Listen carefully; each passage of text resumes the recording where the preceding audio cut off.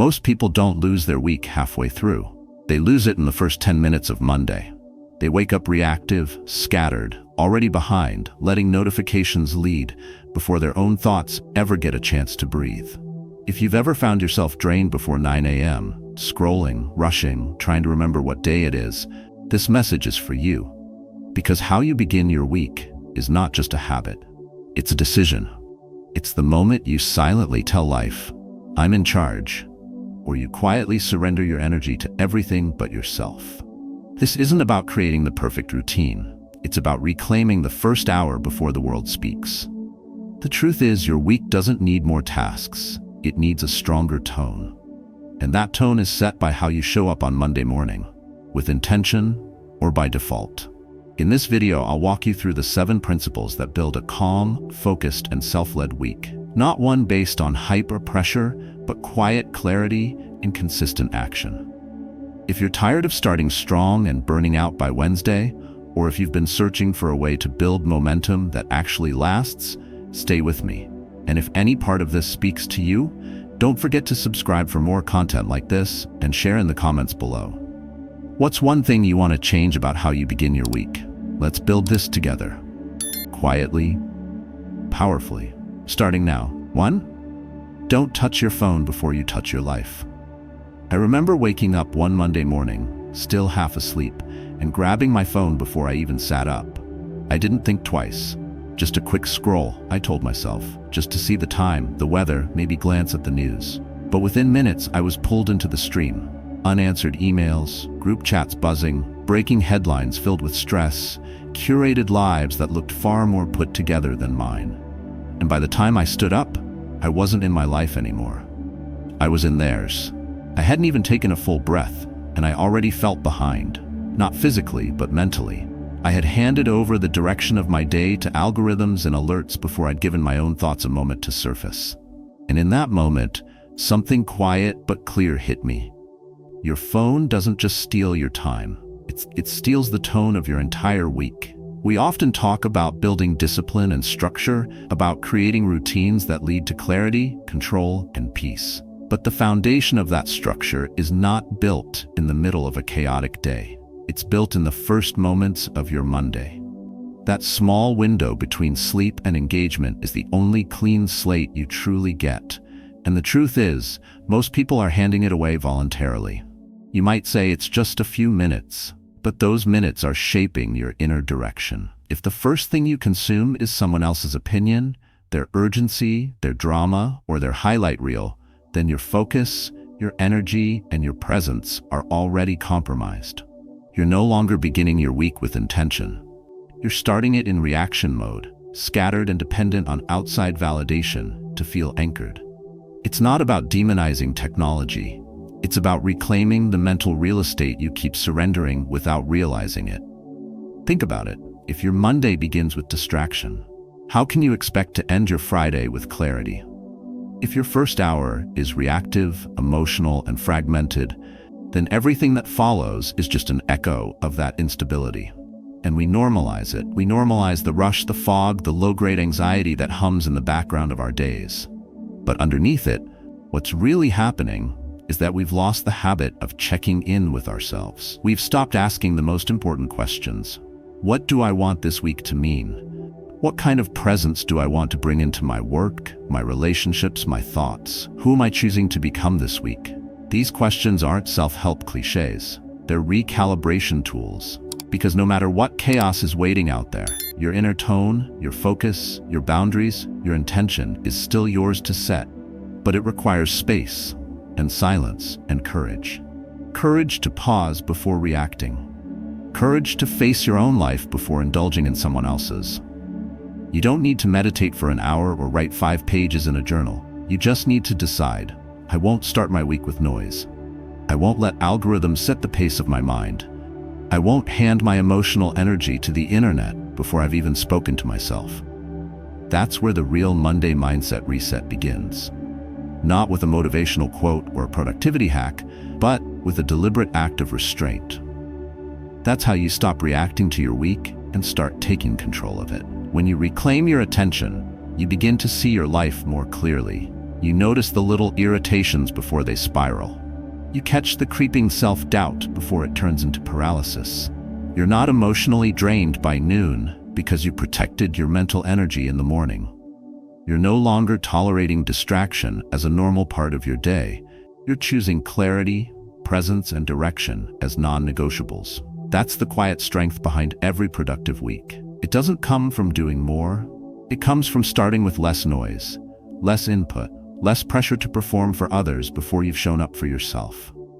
If this sounds small, consider this. One tiny shift, like not grabbing your phone first thing, can change how you carry yourself. It can build the foundation for deeper self-discipline, stronger boundaries, and more consistent habits. And over time, those habits don't just shape your week, they shape your identity. You start to trust yourself again. You begin your week with clarity instead of confusion, with peace instead of panic. That's not a luxury, that's a decision. One thing you get to make every Monday. So the next time your alarm goes off and your hand reaches toward that glowing screen, stop, breathe, let the world wait, reclaim that first moment. Because how you begin your week isn't just how you win your Monday, it's how you build the kind of life that's led by your own values, not someone else's urgency. And that life starts right here. Before the scroll, before the noise, before anything else, choose to touch your life first. 2. Ask yourself, what have you been tolerating for too long? A friend of mine once told me, I don't know why I'm so tired all the time. He was a good man, hardworking, responsible, the kind of guy who never said no to a favor, never missed a deadline, never stopped moving. He blamed it on poor sleep, on work pressure, even on aging. But the more we talked, the more it became obvious. He wasn't just tired from activity, he was tired from emotional weight. The weight of saying yes when he wanted to say no. The weight of keeping up appearances. The weight of carrying people, routines, and expectations that no longer served him. He wasn't just physically drained. He was spiritually exhausted from all the things he had been tolerating quietly for far too long. That conversation stuck with me, because most of us are carrying something similar. Not heavy enough to collapse under, but just heavy enough to slow us down, cloud our clarity, and dull our energy. It hides in plain sight. You tell yourself you're fine, you say you'll deal with it next week, but next week becomes next month, and before long, you don't even notice that it's there. It becomes part of your normal.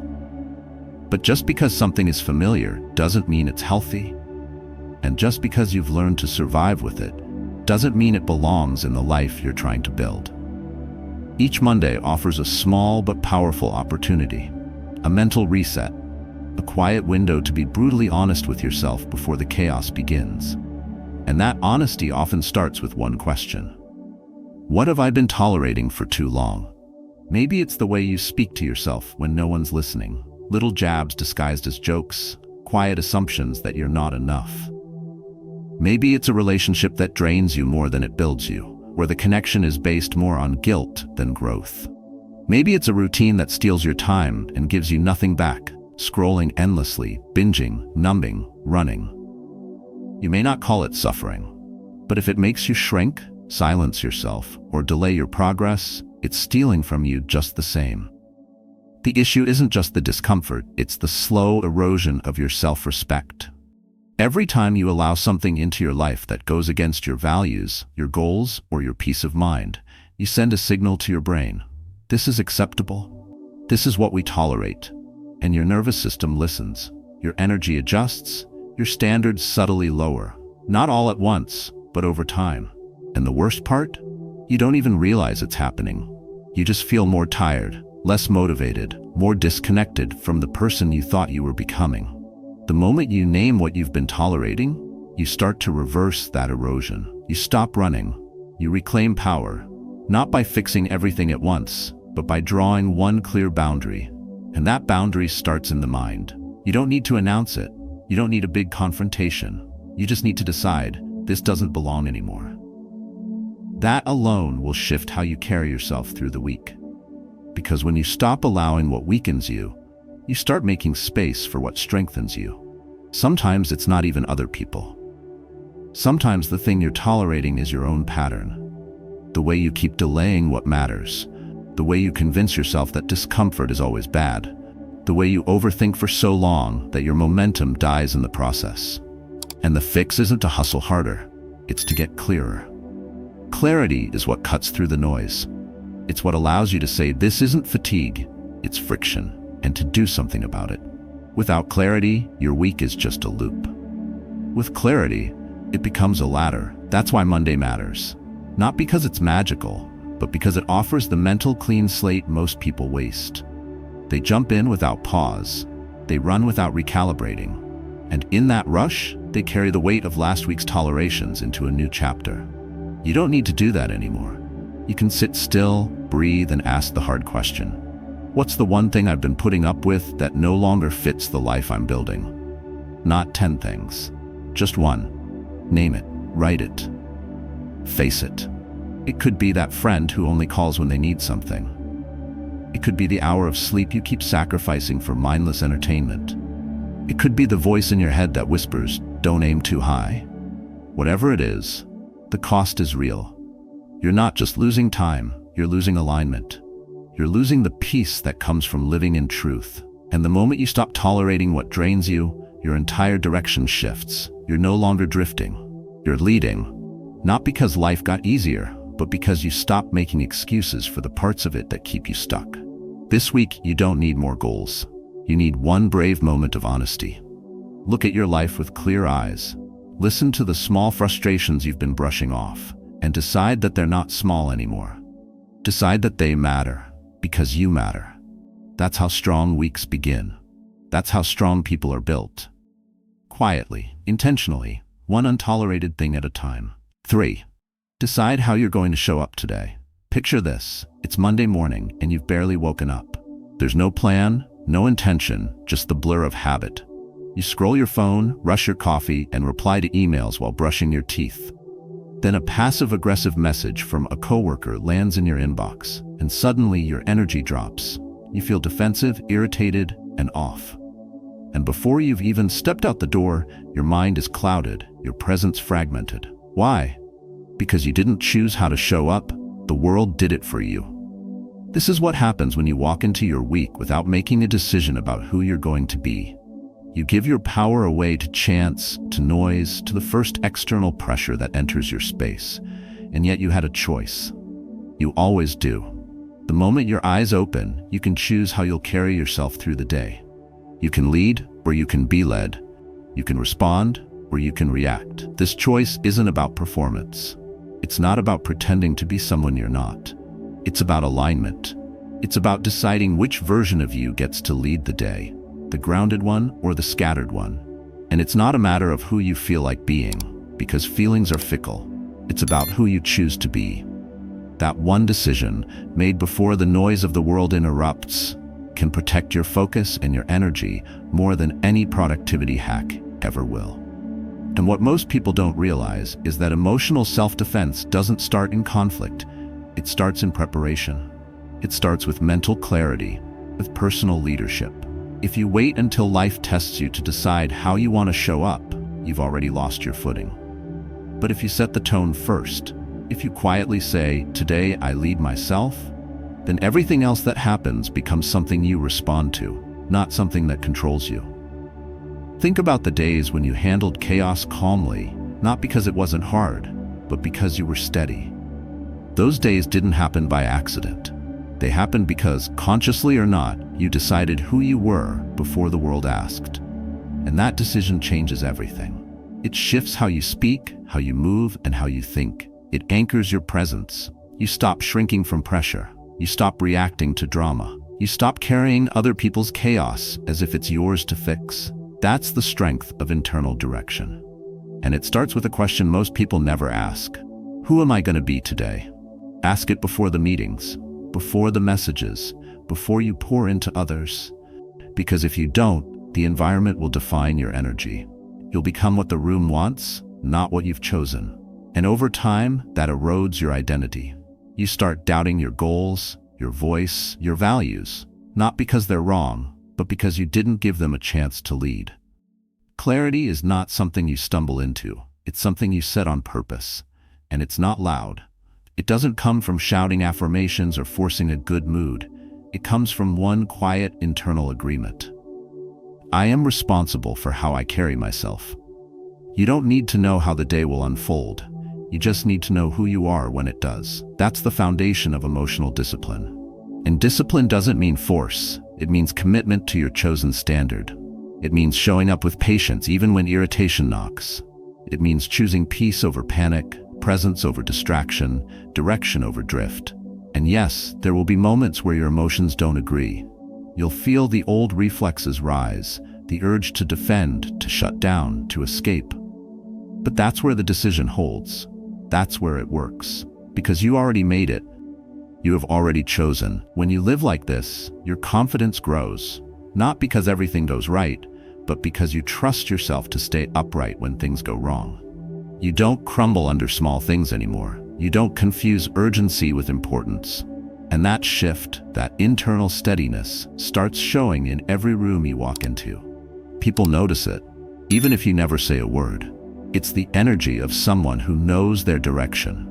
Someone who protects their energy and doesn't beg for peace. They build it daily. So tomorrow, before you reach for your phone, before you let the world in, ask the question, how will I show up today? Then leave the answer. Move like it, speak like it, think like it. You don't have to broadcast it. You don't have to be perfect. You just have to be intentional. Because when you decide how you'll show up before the day begins, the chaos loses its grip. You are no longer reacting to the world. You are leading yourself through it. And that decision, made quietly, consistently, is how strong weeks begin. It's how strong lives are built. One choice, one morning, one mindset at a time. 4. Write one promise and never break it again.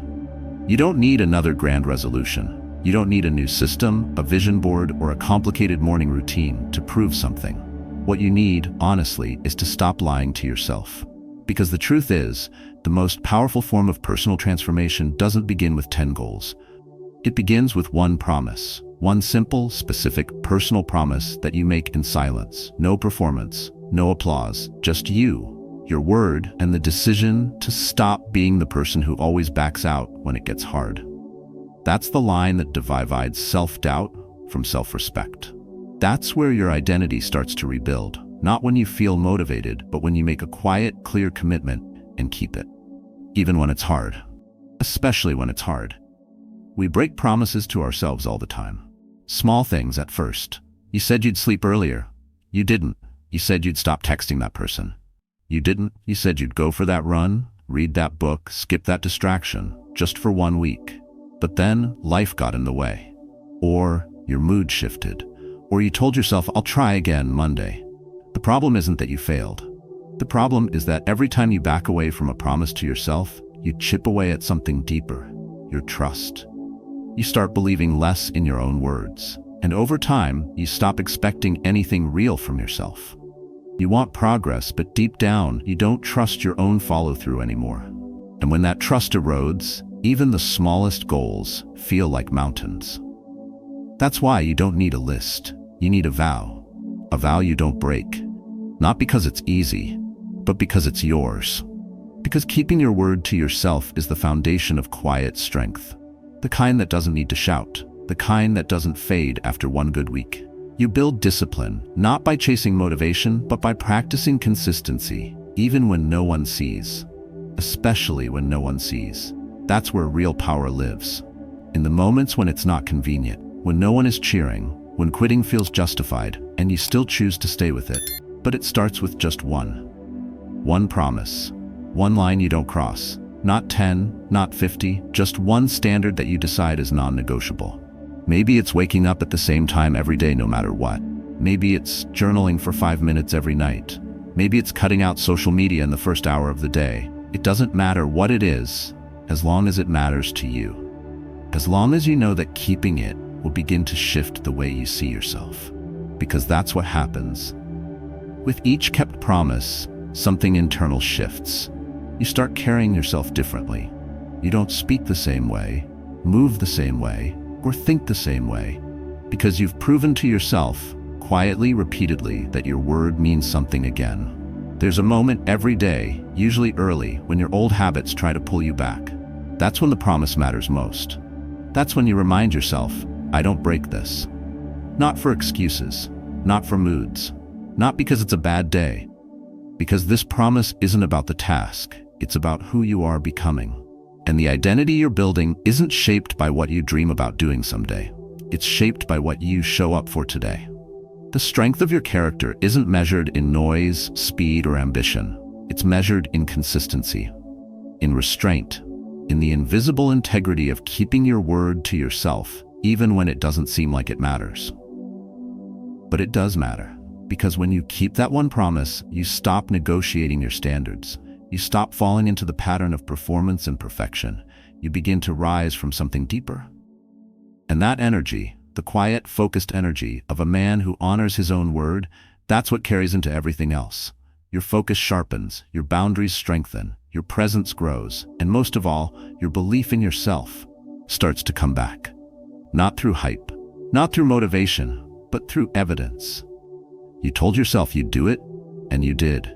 Again, and again, and again. It's not about chasing more, it's about building trust with less. It's about showing yourself that you don't need a perfect mood to stay consistent. You don't need someone watching to keep going. You don't need a new identity. You just need to return to one small promise and make it sacred.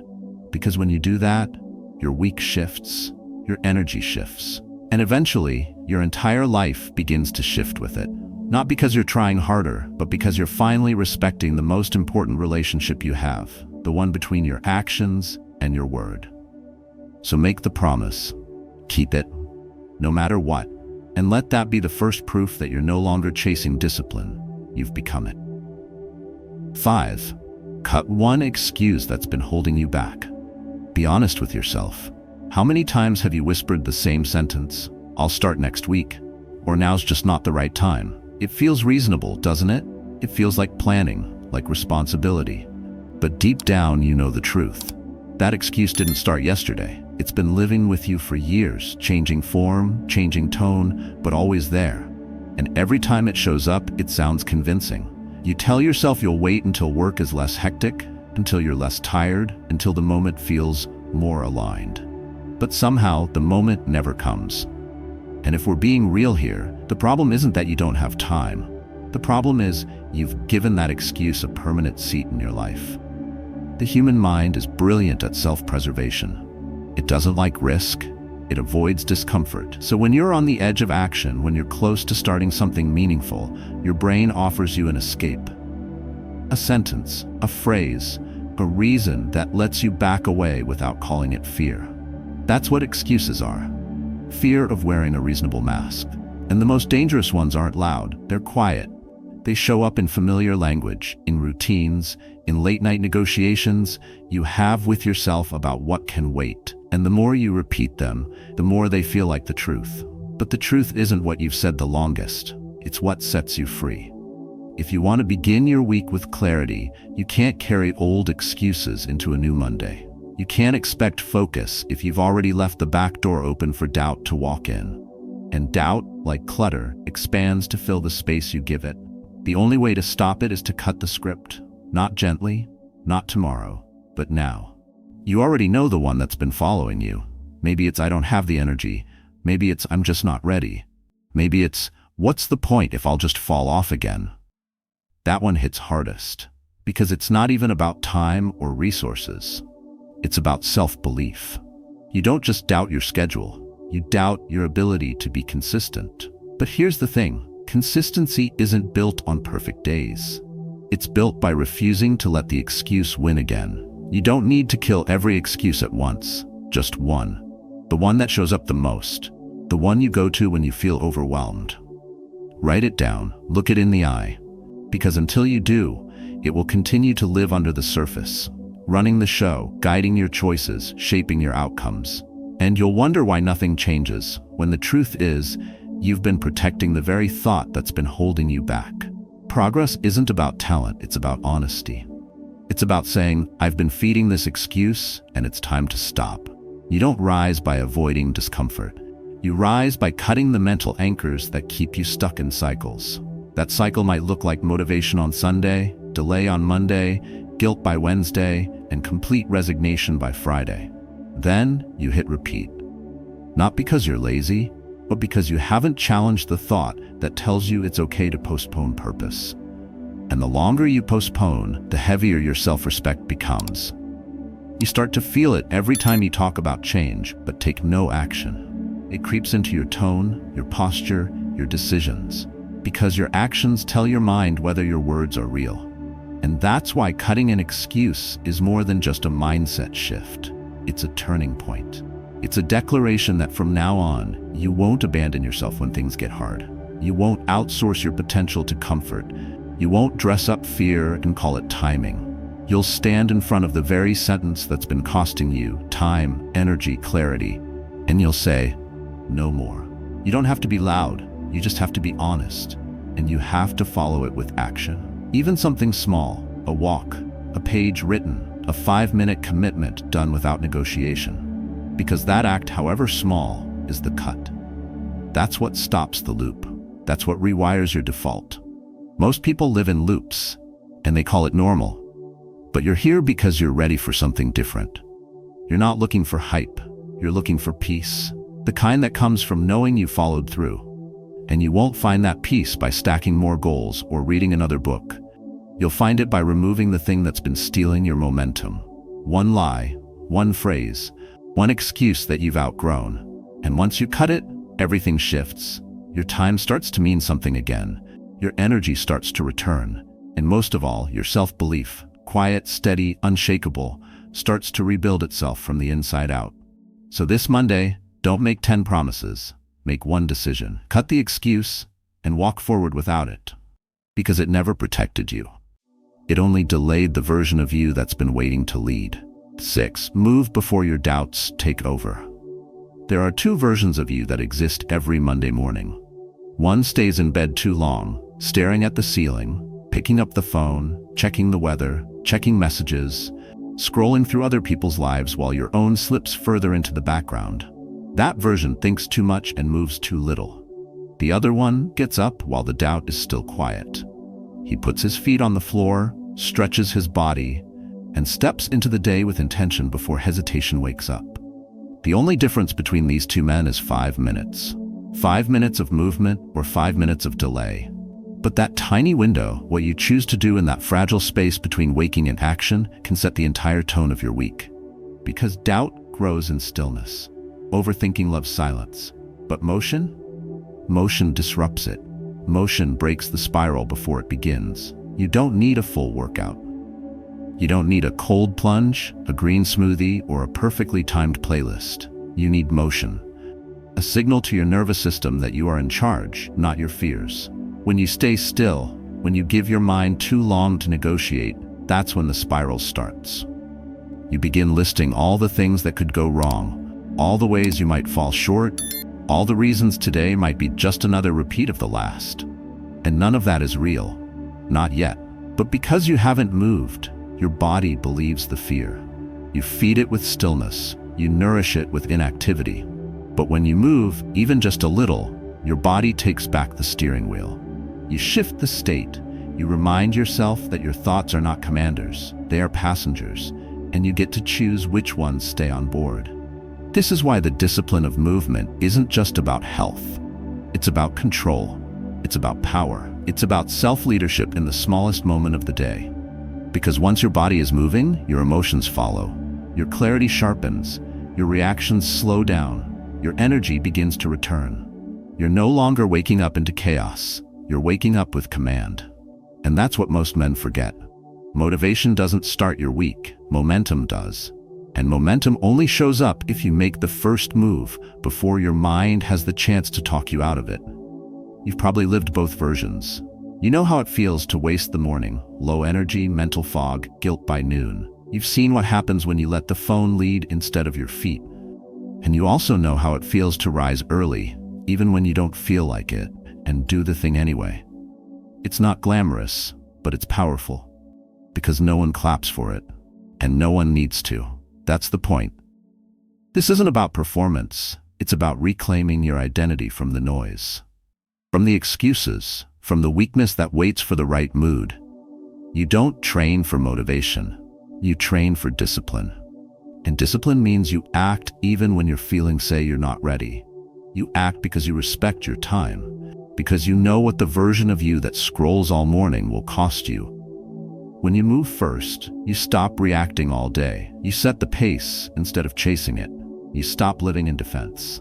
Your body becomes the reminder that you're capable of more than you think, especially when you act before the self-doubt has a chance to build a case. And no, it doesn't mean your whole day will be easy, but it means you will walk into the hard moments with strength that was earned before the world even saw you. And that changes everything. Not just how you start the day, but how you respond to it. How you carry yourself through it. Because when you begin in motion, you're no longer trying to catch up. You're leading. There's something sacred about the first move. It's not loud. It's not dramatic. It's a man saying, I don't need to feel strong to act strong. And that mindset, when practiced daily, becomes your quiet armor. You begin the week not by consuming, but by choosing. You choose to move before fear has words. You choose action before anxiety builds arguments. You choose presence over paralysis. And in that first motion, your power returns. So tomorrow, when the alarm hits, when the bed feels heavy and the excuses start whispering, don't argue, don't negotiate, move. Even if it's just a walk, even if it's just 10 push-ups, even if it's just standing and breathing with intent. What matters is not the scale of the movement, it's the fact that you moved first. Because doubt hates momentum. And if you want to win the week, that win starts in silence, in sweat, in discipline. Not later. Not when it feels easier. But in the first 5 minutes, when most men give their power away, a few men quietly reclaim it. Be that man, move, and let the rest of the day respond to you. 7. Make the decision you've been avoiding all week. I don't know what your decision is. Maybe it's about your job. Maybe it's walking away from something that's already ended inside you. Maybe it's a conversation you've rehearsed 100 times in your mind, but can't bring yourself to say out loud. I don't need to know the details to know this much. It's been following you. In your thoughts, in your sleep, in that heavy, tired feeling you can't explain. You've been dragging it behind you like a weight. And no matter how much you distract yourself, no matter how many little tasks you check off, it doesn't go away. Because the longer you avoid a decision, the louder it becomes. Not in your calendar, but in your chest. Most people think that overwhelm comes from doing too much. But more often, it comes from not doing what we know we need to. From the decision that lingers in the background of our minds, quietly draining us. We feel scattered, not because we're incapable, but because we're living in avoidance. Avoidance of clarity, avoidance of discomfort, avoidance of a truth that once spoken will require change. And change is scary, not because we don't want it, but because we know it means we can't go back to pretending. That's why this matters. That's why this moment, this Monday, might not be about adding more to your week. It might be about finally facing what you've already known for a while. There's a cost to indecision. A mental tax you pay every day you postpone what's obvious. You walk through your week with a fog you can't name, a pressure you can't locate, and a tension in your chest that has nothing to do with your to-do list. It's the weight of delayed courage. And the longer you delay, the more energy it steals. You feel more tired, less focused, less confident, not because anything is wrong with you, but because your inner voice has been trying to lead, and you've been ignoring it. And when you ignore your own truth long enough, it stops knocking. It starts whispering in ways that affect everything else. Your energy, your work, your clarity, your peace. That's why some weeks aren't about effort, they're about honesty. And honesty requires silence.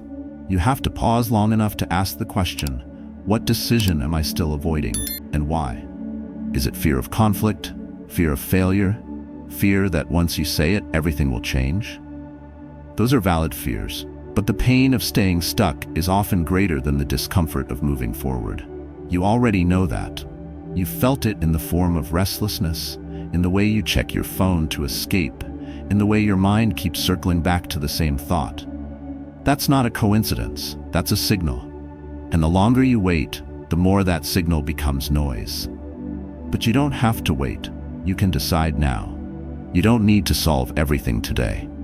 You don't need a perfect plan, you just need to make the first clear, committed decision. The one that says, I'm done dancing around this. I'm done spending another week half alive. I choose clarity, even if it's hard. And clarity always begins with finality, by saying, no more of this, or yes, it's time. That one sentence, spoken with certainty, is more powerful than 100 tasks done in avoidance. Because when you decide, you stop leaking energy. You stop living a split. You stop showing up halfway, and you begin to lead yourself again. Sometimes the decision is personal. Sometimes it's professional. But whatever it is, you already know it. It's the thing you think about when everything gets quiet. The thing you feel in your gut but haven't put into words. But now is the time, not next week, not after the holidays, not when the timing is perfect, because perfect never comes. And delay doesn't equal preparation, it just feeds fear. The life you want won't show up fully until you clear space for it. And space only opens up when you let go of the decisions you've already outgrown. So here's the moment. You're here. You're listening. You've carried this long enough. Decide. Not with emotion, but with conviction. And once you do, follow through. Quietly, steadily, without asking for permission or validation. That's how you reclaim the week. That's how you reclaim yourself. Not by doing more, but by finally doing the one thing you've been avoiding. And that single act of clarity will do more for your mindset than a month of scattered productivity. It will anchor your energy, it will sharpen your focus, and it will restore your peace, not because the decision was easy, but because you were finally brave enough to make it. 8. Say out loud what you will no longer accept. Go ahead. Say it, not in your head, not quietly in your journal. Say it out loud, because until your voice speaks it, you will keep living with it. That disrespect you've let slide, that low standard you've allowed to shape your relationships, your habits, and your boundaries, that job, that excuse, that toxic communication loop, your silence has been protecting your comfort, not your power. And there comes a moment, especially at the start of the week, when you don't need more motivation. You need a declaration, one that draws a clean line in the sand, one that tells your mind, this is no longer who we are, this is no longer what we allow. You see, we're taught to think that change starts in thought, but often it begins in the throat. The words we speak carry energy, especially when they name what we've been silently tolerating. And the truth is, you already know what needs to end. You've known for a while. It's that one dynamic that drains your emotional energy. It's the subtle disrespect you've let pass in the name of keeping peace. It's the standard you keep lowering in hopes that someone will meet you where you are. But they won't. They haven't. Because what you accept, you teach. And if your mouth never affirms your boundary, your world will never recognize it. Saying it out loud isn't for others. It's for you. It's for the identity inside you that's been waiting to rise, but can't find space in the clutter of your compromises. When you say, I will no longer accept, you are not just setting a boundary. You are setting a new rhythm, a new signal for your decisions, your habits, your tone. Your voice becomes a compass. It points away from what drains you and back to what strengthens you. That's not just self-respect, that's self-direction. And every great week begins with one. Now, this isn't about shouting or performance. This is about precision, clarity, truth. It's not for drama, it's for discipline. Whisper it if you must. Say it while walking. Say it in the mirror. Say it before you begin your Monday meetings. But say it. Because until your mind hears it from your lips, it will default to the old. And that's the trap most people fall into. They think rejecting something internally is enough. But your life doesn't change until your language does. Your old identity can't live in the same space as your new standards. Start small. It could be a sentence. It could be, I no longer accept being emotionally drained after every conversation. Or, I no longer accept being the last priority on my own list. Or simply, I no longer accept silence where I need to speak. Whatever it is, name it. Because what you don't name, you normalize. And what you normalize becomes identity. And once it becomes identity, it becomes a pattern that traps you longer than any outside enemy ever could. This is the week you flip that script.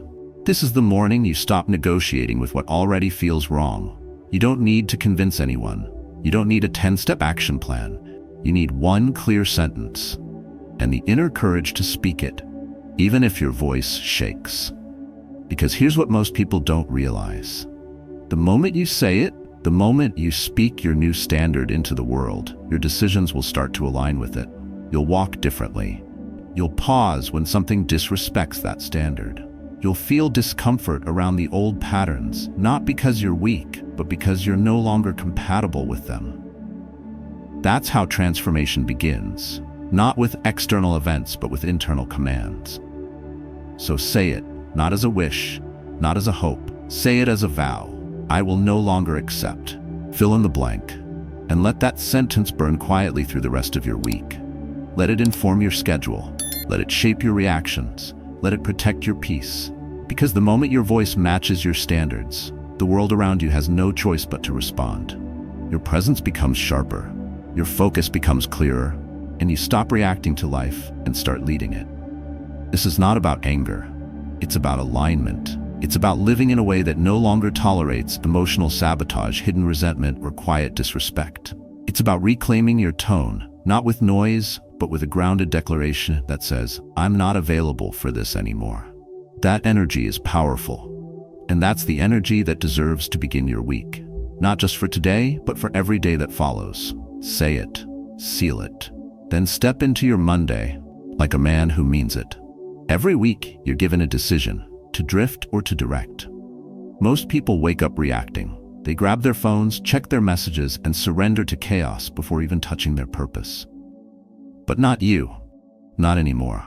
Because when you reclaim your Monday, you don't just reset a routine, you rewire your mindset. You teach your thoughts to follow structure, not impulse. You replace excuses with actions, emotional chaos with calm control, and self-sabotage with quiet discipline.